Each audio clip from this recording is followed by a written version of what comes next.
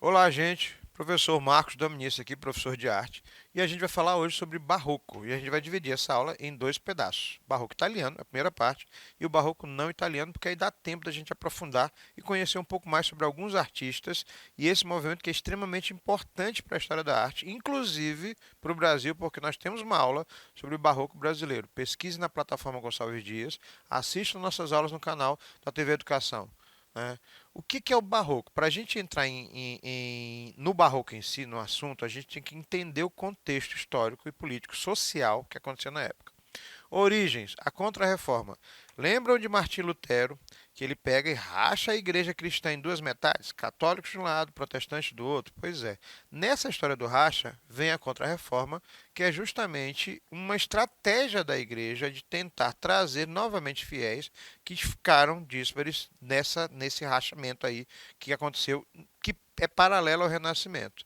Eu posso dizer que o Barroco, ele é uma forma, eu sempre digo, brinco com isso, que é uma forma grande estratégica de marketing da Igreja Católica agora de puxar novamente fiéis para dentro da igreja depois deste racha, utilizando a Contra-Reforma como base para essa produção. O professor não está entendendo nada. Então vamos lá. Reforma Protestante, né, dividiu de um lado e criou um cristianismo bem católico. A ruptura não fica restrita somente à questão religiosa. Os valores na arte são diferenciados.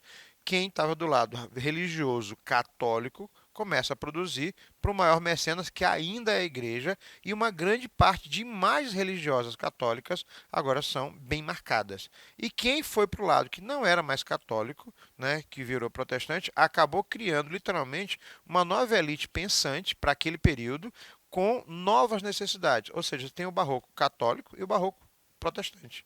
Por causa disso que eu dividi, já que a maior parte do barroco católico encontra-se na Itália. Tá dando para entender agora? Essa influência política dos estados já não admitiu que a arte fosse literalmente submissa à igreja. Mesmo assim, a igreja ainda interfere muito sobre isso. Como assim? Um exemplo disso é o baldaquino de São Pedro, né, feito por Bernini, e a estátua de Davi, né? Professor, eu já vi essa estátua antes. Davi não é aquele do Michelangelo, que é renascentista? Observem que quando a gente pesquisar, a estátua do Davi de Michelangelo, ela é reta. A do Bernini, ele já vai se contorcendo todo. Aí é a diferença do barroco. Teve origem onde? Na Itália. Pintura, arquitetura, escultura, música barroca, literatura e ainda invade o teatro, que vai dar origem ao que a gente chama de ópera, mais à frente. É um estilo que domina todas essas manifestações e começa lá pelo século XVII. E aqui no Brasil só chega no século XVIII. A gente tem a figura de Antônio Francisco Lisboa, vulgarmente chamado por vocês de Aleijadinho, que é uma das figuras mais importantes, ou a mais importante, do barroco brasileiro. A cultura desse período ela inclui costumes, valores, relações sociais e por isso é chamado de barroco. Professor, o que significa a palavra barroco? A palavra em si, ela não tem uma tradução, deixa eu ver se eu acho bem aqui. Tá aqui. A palavra em si, ela não tem uma tradução específica, né? Tem gente que diz que varia da palavra barros e barroco, uma italiana e outra espanhola. De qualquer forma, as duas têm a ideia de exagero, contorcido, pesado, muito duro, mas a gente pode definir como o exagero de maneira específica. Eu coloquei duas obras aqui de uma artista barroca, mulher, e eu deixei bem claro isso, por quê? Porque a gente está falando de uma figura feminina que trabalhou com obras barrocas no século XVII e que a maioria da história dos historiadores da arte passa literalmente assim por cima e não comenta sobre ela. E recentemente ela ganhou status por causa dessa questão literalmente do empoderamento feminino de artistas mulheres que foram relegadas a um segundo plano na história da arte. A Artemisia Gentileschi. A Lucrécia, esse primeiro quadro aqui, onde a mulher tenta se matar, e Santa Catarina de Alexandria, ambos foram vendidos, um em 2019 e o outro em 2017. Os quatro foram vendidos pela base de 5,3 milhões de dólares e o outro por 2,1 milhões de dólares. Para um quadro barroco, ainda o valor é baixo. Levar em consideração que é uma figura feminina, mas aí a gente vai entrar num aspecto de machismo, uma série de outras coisas que são pertinentes à figura da Artemisia. O barroco ele acontece na Itália e ele tem uma luta muito grande entre o ideal de beleza e a verdadeira Dramaticidade, essa é a palavra mais exata para definir o barroco. Se a gente for levar em consideração o barroco e o renascimento, eles são dois lados da mesma moeda. O que o barroco tem, o renascimento tem de características opostas, né? E entre esses dois estilos nós temos essa transição que seria o maneirismo. Então, renascimento, maneirismo e barroco. Ele é muito ilimitado e dinâmico, porque enquanto o renascimento tem que fazer a comparação, não tem jeito. Enquanto o renascimento segue muitas regras, o barroco quebra. Enquanto o renascimento é ausente de emoção, o barroco é extremamente emocional. Enquanto o renascimento é muito cético, muito limpo, o renascimento é exagerado, dramático, né, e assim por diante. Tanto é que há um uso de luz e claro e escuro, o que é claro, o que é escuro, e as figuras, por exemplo, numa pintura que são muito claras, elas são as mais importantes. As mais escuras são as menos importantes. Então a leitura fica relativamente facilitada a partir disso. Motivo de fundo, destaque de grandes figuras em primeiro plano, entre outras coisas. De Caravaggio, a ceia na casa de Emaús. Qual é o elemento que brilha literalmente na obra? A mesa. Depois, o rosto da figura de Cristo, esta figura bem aqui, e ele vai colocando níveis de importância, e as sombras são literalmente uma cena de teatro. Então, a ceia na mesa, nesse momento, é o elemento mais importante, porque o tecido da mesa parece que literalmente tem luz própria. Então, a leitura é feita a partir dos elementos mais claros, mais importantes na organização visual, e aí você vai começando a entender a tela.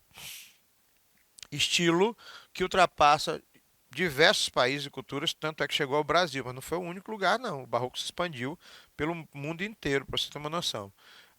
Foi produzido nas cortes, nos círculos católicos e é diferente, principalmente no que trata a classe média. A classe média via o barroco de um jeito, o povão via de outro. O emocional sobre o racional é a forma mais interessante de você definir o barroco. É completamente emocional, enquanto o renascimento, que é o oposto, é racional. Falsa cúpula, né, de São Francisco Xavier de André Pozzo. Isso é uma coisa muito comum no barroco que chega aqui no Brasil. Vamos pintar os tetos das igrejas para dar a impressão de que o céu está esperando porque a igreja é o local divino e é ali que eu vou ter que estar para poder conseguir ascensão ao céu. Pronto, esse é o conceito.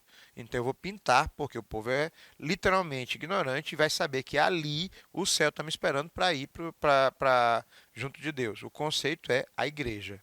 Por causa disso, que eu disse que a igreja utilizou o barroco como uma estratégia gigantesca, a igreja católica, como uma estratégia gigantesca de marketing.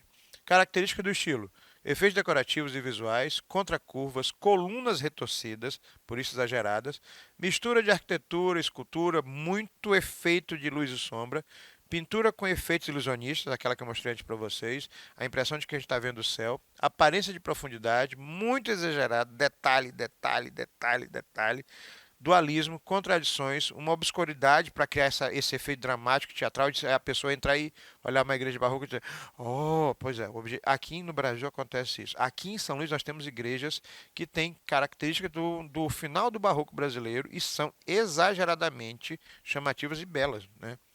Barroco literário, cultismo e o conceptismo, que já é um outro gancho, mas que pesa, né? E as obras, por exemplo, de Caravaggio, que a gente vai falar deles. Tem a dúvida de São Tomé. Tem até uma expressão que os católicos usam, né? Que eu sou tipo São Tomé, só acredito vendo. Está aqui a origem da expressão, né? Cristo morreu, voltou, é óbvio, isso é uma idealização, e São Tomé enfia o dedo para saber se Cristo está vivo ou não. Eu estou colocando grosseiramente para você entender que uma coisa vai puxando a outra e a gente não tem nem noção de onde vem. E a estrutura é feita pelo Barroco de Caravaggio de 1599. Pintura. Características da pintura barroca para a gente entrar nesses artistas especificamente, que são importantes a gente conhecer. Religiosidade ao extremo e uma busca da fé por meio de sentidos. A pintura barroca italiana, ela pauta muito na necessidade de representação de figuras da religião católica agora. Agora a gente vai falar da Igreja Católica italiana, que o barroco puxa muito, e esse imagético que a gente tem de figuras religiosas sai desse período. Grandeza, sensualidade, extremo e forte conteúdo emocional, teatralidade, representação do infinito, efeito unificado, uma representação do espaço em movimento e uma valorização muito grande de luzes e sombras. o efeito teatral que eu falei para vocês. Barros, barroco, contorcido, pesado, grotesco, teatral, exagerado. Talvez o termo exagero, esse exagero de claro-escuro, de emocionalidade, de movimentos, de dobras de roupas, o exagero seria a definição não da origem da palavra, mas o conceito do estilo.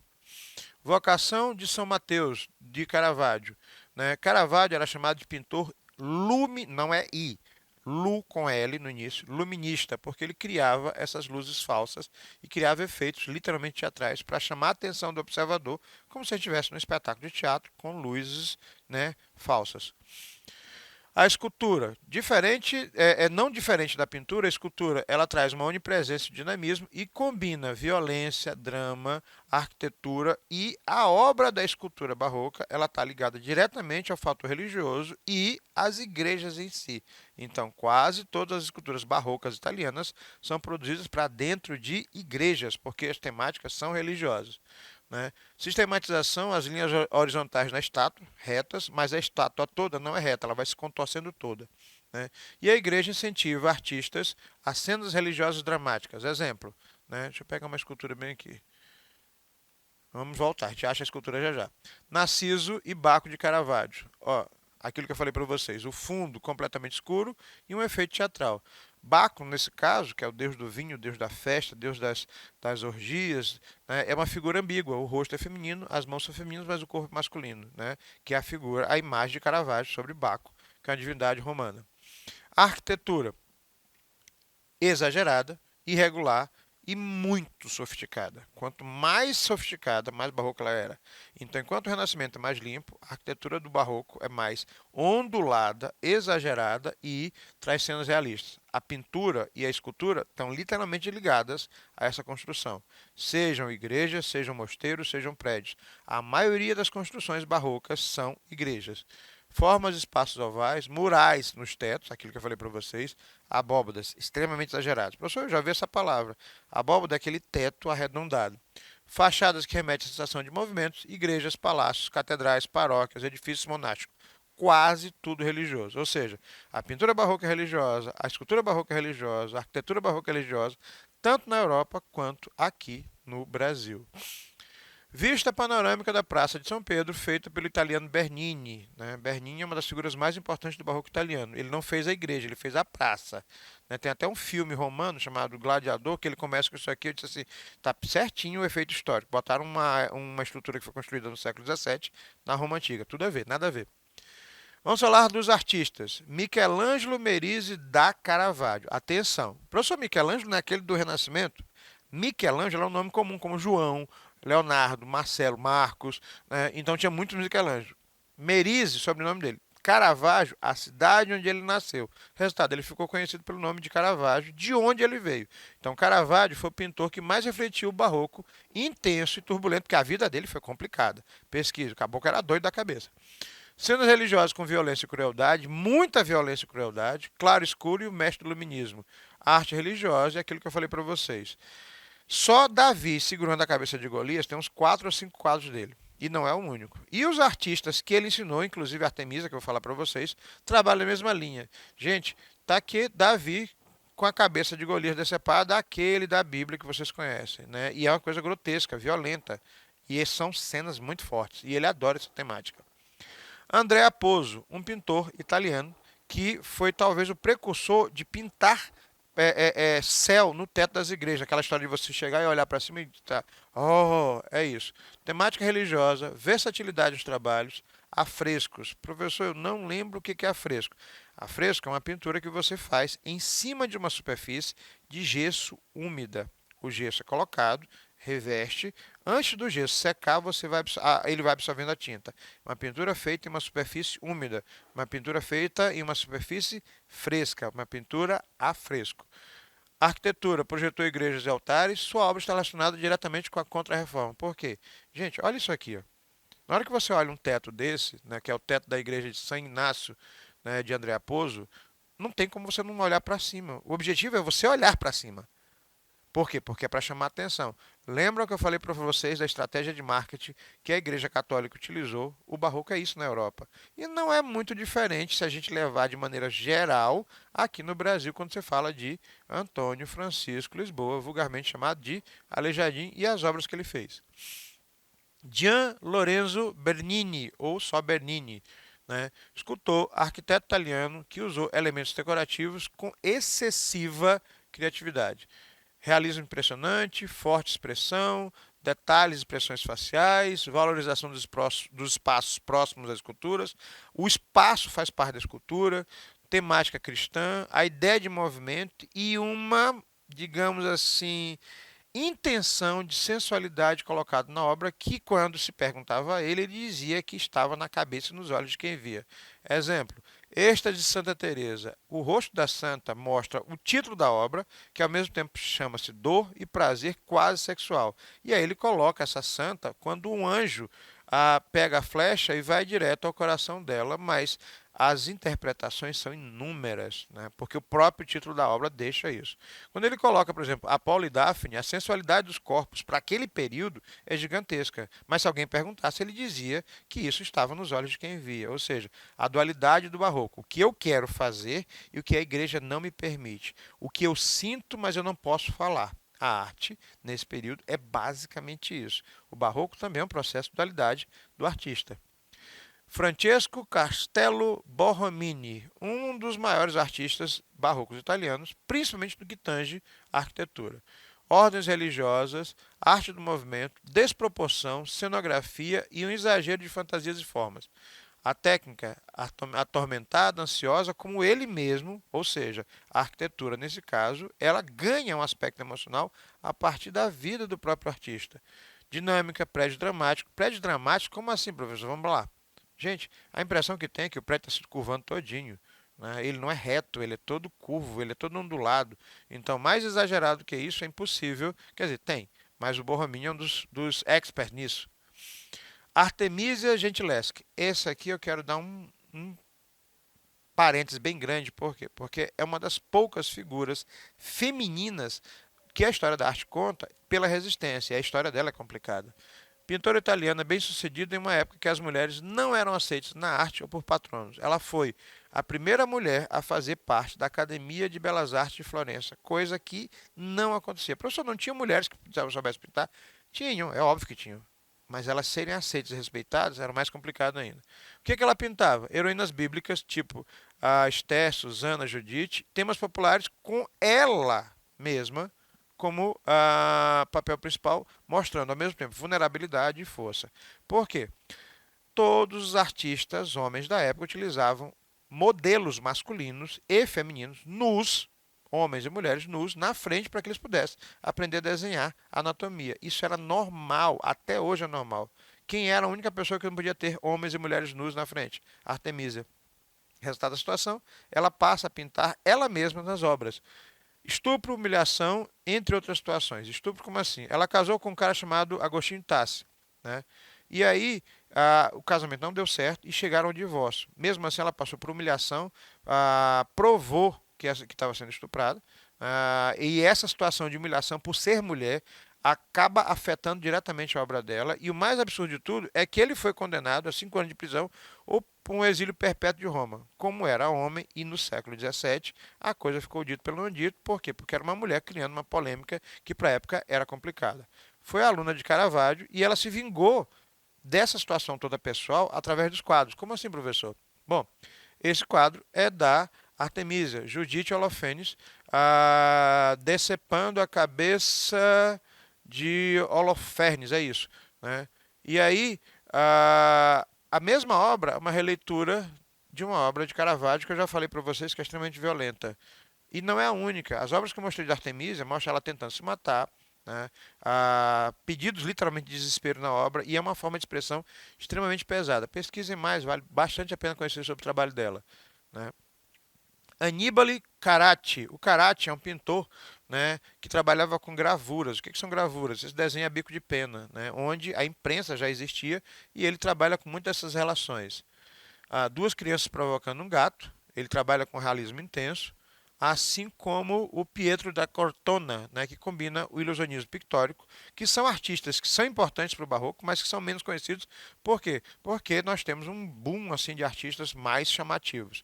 E por último, né, o Guercino, que trabalhou com muitas. O professor expressa aquelas imagens que eu já vi na Bíblia. Pois é. Todos esses artistas que eu citei, o Guercino, o Caratti, a Artemisia, a Caravaggio, se você folhear aquelas Bíblias, né, que tem páginas bem grandes, livros maiores, você vai ver que todos eles tratam essa questão do ilusionismo, da figura pictórica religiosa. O barroco italiano tem uma religiosidade muito forte. Pesquisa mais sobre isso, que a gente precisa muito disso para a arte barroca brasileira. Um abraço, professor Marcos Dominici. Fui.